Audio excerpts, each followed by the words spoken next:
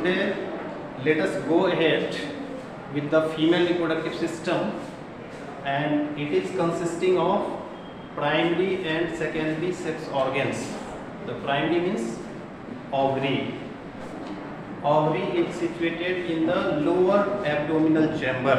हमारी जो internal body cavity है इसको हम लोग क्या बोलते हैं, सीलोम। इसमें कोई भी ऑर्गन कहीं भी प्लेस होंगे तो उसके लिए क्या करना होगा, कहीं ना कहीं इसको फिक्स करना होगा। ओवरी क्या होगी, किसी न किसी तरफ से किसी न किसी जो फिक्स स्ट्रक्चर है उसके साथ ये अटैच होंगे। सीधी सी बात है, नहीं तो क्या होगा, कई बार हम लोग बच्चे को क्या करते हैं, पैर पकड़ के लटका दिए, अब उसमें ऑर्गन यदि फिक्स नहीं तो क्या होंगे, सब एक दूसरे में उलझ जाएंगे, मिक्स हो जाएंगे। अरे ऑर्गन्स क्या है, अपनी अपनी जगह पे फिक्स है, तो ओवरी भी फिक्स होगी। ओवरी कैसे फिक्स होगी, कोई स्ट्रक्चर होगा ना जिसको पकड़ के रखेगा कि अपनी जगह पे रहिए, अदरवाइज क्या हो जाएंगे, डिसलोकेट हो जाएंगे। तो अपनी पोजीशन में रहे तो इसके लिए क्या है, पीछे से जो हमारा डॉर्सल वॉल है ना, तो वहाँ से ये अटैच होगी किसके द्वारा, मीजोवेरियम। पीछे से अटैच होगा किसके द्वारा, मीजोवेरियम के द्वारा अटैच्ड है पीछे से। साथ ही साथ यूट्रस से और आगे की जो वॉल है उसके साथ भी ये क्या होंगे, जो पेल्विक वॉल है और यूट्रस है, इससे भी इसका अटैचमेंट होगा किसके द्वारा, बाय लिगामेंट। किसके द्वारा अटैच होगा, ये लिगामेंट के द्वारा। इसको याद रखना है कि ligament and मीजोवेरियम keeps the ovary in its appropriate place. इसका शेप किस तरह का है, एलमंड शेप, नहीं बादाम के शेप, साइज नहीं, क्या शेप, मतलब वैसा दिखता है। और साइज क्या होगी, साइज का मतलब क्या हो गया, डायमेंशन। तो डायमेंशन क्या हो गए, dimension of the ovary is, जब भी लिखेंगे तो डायमेंशन मतलब कोई भी लिखे तो वहाँ यूनिट जरूर लगाओ, है ना, नहीं तो यूनिट नहीं लगाओगे सामने वाला कहेगा क्या मीटर में है या किलोमीटर में। फिजिकल क्वांटिटी का मतलब है डिजिट, मतलब नंबर के साथ साथ क्या होना चाहिए, यूनिट भी होनी चाहिए। Dimension of each ovary 2 to 4 centimetre in length, 1.5 to 2 centimetre bread and thickness is 1 centimetre.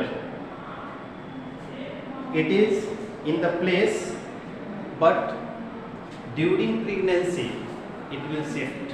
During pregnancy क्या हो जाएगी, जो यूट्रस है तो यूट्रस का क्या होगा, एक्सपेंशन होगा। तो इसके सराउंडिंग में जो भी स्ट्रक्चर है वो कहीं ना कहीं क्या होगा, बाहर की ओर, आउटवर्ड, अपवर्ड क्या होगी, वो शिफ्टिंग होगी। तो ड्यूरिंग प्रेगनेंसी क्या हो जाएंगे, इसकी स्लाइटली शिफ्टिंग हो जाएगी। Primary sex organ, pair of ovaries situated in the lower abdominal chamber और pelvic region. This is about the situation, position of the ovary. ये कहाँ होंगे, pelvic region में होंगे, lower region में होंगे, दोनों तरफ होगी। और ये अटैच होंगे डॉर्सल वॉल से, किसके द्वारा, मीजोवेरियम के द्वारा। और पेल्विक वॉल, जो पेल्विक गार्डन है, जो ये बोन है, ये क्या है, पेल्विक गार्डन स्पेस प्रोवाइड करता है, प्लेटफॉर्म प्रोवाइड करता है, जो हमारे ऑर्गन्स हैं उसको सपोर्ट कर रहा है, ठीक है। तो ये लोअर पोजीशन में है, तो इसको भी ये क्या करेंगे, जो पेल्विक गर्डिल है, पेल्विक वॉल है, वो सपोर्ट प्रोवाइड कर रहे हैं। उससे अटैच्ड है क्या, ओवरीज दोनों तरफ से। और वो किससे अटैच होगा, बाय लिगामेंट्स, लिगामेंट के द्वारा अटैच है। शेप इसका क्या है, एलमंड शेप। कलर इसका greyish pink in colour and dimension is 2 to 4 centimetre into 1.5 to 2 centimetre into 1 centimetre. This is the dimension of the ovary. अब ये ओवरी का स्ट्रक्चर कैसा होगा, जो स्ट्रक्चर है ओवरी की, ये किस तरह की होगी। This is the internal structure of the ovary, anatomy कह सकते हैं। This is the TS of ovary. और ये दोनों ही पॉइंट ऑफ व्यू से इंपॉर्टेंट है। प्रैक्टिकल में भी जो स्पॉटिंग होगा तुम्हारा, तो उसमें टीएस आइदर टेस्टिस और ovary and this one is fix, वहाँ भी लिखने होंगे ये स्लाइड किसका है। तो ये ओवरऑल जानकारी रहने से वहाँ तुम कंक्लूड कर सकते हैं इस तरह का स्ट्रक्चर क्या है। तो इसका हम लोग यदि बाहर से भीतर की ओर देखें, क्या है, there are 4 important reason, 4 reason है। जो सबसे बाहर की ओर है that is germinal epithelium. The name indicates that means the cells are epithelial cells, cuboidal epithelial cells. Later on it becomes columnar epithelial cells. ये columnar cuboidal epithelial cells है और ये germinal है, that means it leads to mitosis, leading to the germination of the cell, leading to the formation of oocytes, but only during the embryonic condition. During embryonic condition there is proliferation in the germinal epithelium, and that leads to the formation of follicular cells. And in inborn baby, in each ovary there are around 2 million of follicular cells, and after attainment of the sexual maturity, that means from birth to puberty, most of the cells are going to be degenerated, and in each ovary there are around 60 to 80,000 of follicular cells, and out of that, in complete life cycle from menarche to menopause, around 400 to 450 are going to be mature in the form of ovum. एक कितने बनेंगे पूरे life time में? जो एक release होंगे, ovulation होगी, that is 400, that is sufficient. Imagine कीजिए कि प्यूबर्टी स्टार्ट होती है as the age of 13 years, run करेंगे कहाँ तक? 45 ईयर्स। तो टोटल ईयर्स तो रिप्रोडक्टिव एज वो कितने हो गए? कितना हो गया? 32 ईयर्स। और ये ओव्यूलेशन उस समय नहीं होगा जिस समय लेडी प्रेग्नेंट होगी, उस समय एक की मैच्योरेशन नहीं होगी। तो लाइफ टाइम यदि 2 बच्चे होते हैं और फिर after child birth profuse lactation होगा, वहाँ भी चांसेस कम है। तो मिनिमम इस विषय को क्या करें? 2 भी बच्चे होंगे तो 9 महीना और 6 महीना नहीं, और भी कम कर दें 3 महीना, तो मिनिमम 2 इयर्स का तो रेस्टिंग होगा। इसके लिए ओवरी के लिए ओव्यूलेशन नहीं करना पड़ेगा। जिस समय प्रेगनेंसी होती होगी उस समय क्या होगा? एरेस्ट हो जाते होंगे, जो जहाँ है वहीं रह जाते होंगे। फर्दर फिर क्या करती होगी? दूसरा काम हो जाता है। फिर ओवरी उस समय क्या करती है?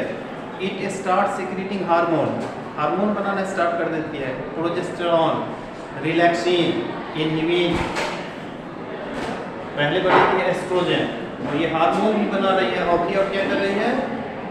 एक भी रिलीज कर रही है। That means it function as एंडोएक्सोक्राइन।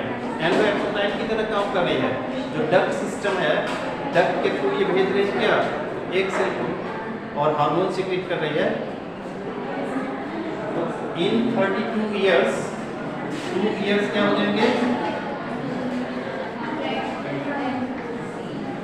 Pregnancy period, and during pregnancy period there will be no ovulation. नहीं, 2 नहीं, क्या होगा? ये 2 years, ठीक है? तो बच गए कितने साल? 30 years। और 1 साल में कितने एग रिलीज होंगे? 1 साल में कितने? 12 हुआ, और 2 दिन बच गया, जो नहीं 2 दिन बच गया ना रफली, तो 12 गुना 24 हो गया, तो लगभग कितना हो गया? 13। तो 1 साल में कितना? 13। 30 गुना 13 दिया 39। 390 eggs are going to be mature।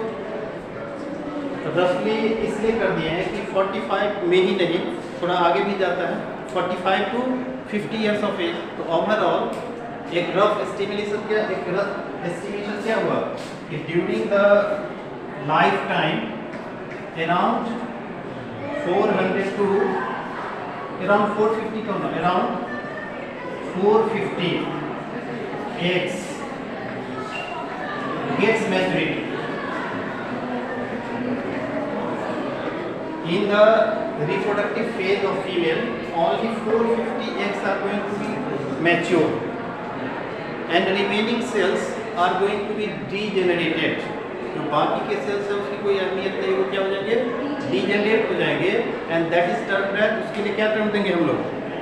That is termed as follicular atresia. क्या बोलेंगे इसको?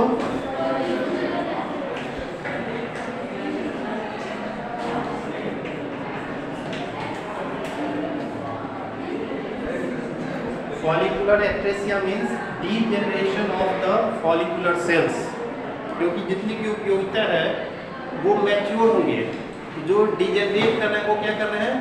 दे are providing the nutrients to the developing eggs. जो मैच्योर हो रहे हैं उसको ये न्यूट्रिएंट प्रोवाइड कर रहे हैं। तो पहले लेयर का नाम क्या देंगे हम लोग? First foundation is the first layer germinal epithelium. जो दूसरा लेयर है वो क्या है? ट्यूनिका एल्ब्यूजेनिया, ठीक है। और जो तीसरा पार्ट होगा, तीसरा एरिया का फंक्शनल एरिया है, that is the cortex part. और कॉर्टेक्स पार्ट में ही क्या होंगे? एग का मैच्योरेशन होगा। एग की मैच्योरेशन क्या होगी? कॉर्टेक्स पार्ट में। और जो सेंट्रल पार्ट है दैट इज द मेडुला। ये क्या हो गया? Fourth one. तो इसको हम लोग स्ट्रक्चरली देखें तो क्या होगा? It can be divided into 4 parts: germinal epithelium, tunica albuginea, cortex and medulla. और ये जो कॉर्टेक्स और मेडुला है इसको हम लोग कंबाइनली क्या बोलेंगे? It is termed as stroma. इसको हम क्या बोलेंगे? स्ट्रोमा। नहीं, ये फंक्शनल पार्ट है। और फिर इसमें क्या होंगे? Blood supply is there, blood vessels are there, artery means red in colour, और ब्लड जा रही है फिर वापस भी आएगी थ्रू वेन। तो ये क्या? Blood vessels. Corpus luteum, Graafian follicle, ये क्या होंगे? रप्चर होंगे। On the 14th day of ovulation the graphian follicle will rupture, egg will release. Now the fate of the graphian follicle, egg तो release हो जाएंगे, कैच कर लिया पूरी। अब इसका फेट डिसाइडेड होगा whether fertilization takes place or not. If fertilization takes place, it will convert into corpus luteum and it will act as endocrine gland. ये endocrine gland की तरह काम करना स्टार्ट करेगी, हार्मोन सिक्रीट करेगी। If there is no fertilization, it will transform into corpus albicans. So this is the internal structure of the ovary. Next इसमें हम लोग चर्चा करेंगे इसका जो काम है as endocrine gland. That means the hormones associated with the female reproductive system. Thank you all. आज के लिए इतना।